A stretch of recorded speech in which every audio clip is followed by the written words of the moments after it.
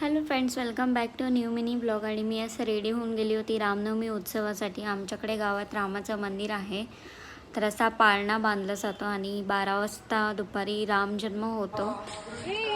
त्याच्यानंतर मग आम्ही आलो होतो परसात आंबे तोडण्यासाठी. सगळे फॅमिलीच होते आमच्या इकडे. आज दक्षताई, तुम्ही फेस का बांधता?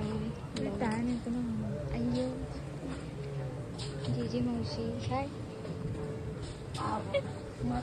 सगळे लोक लहानपणीच्या मेमरीज रिक्रिएट करत आहेत.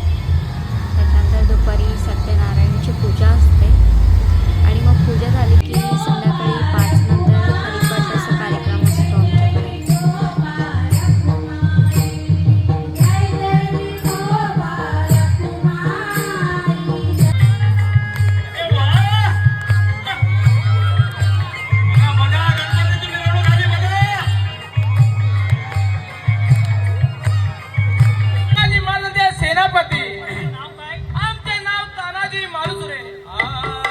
रात्री महाप्रसादानंतर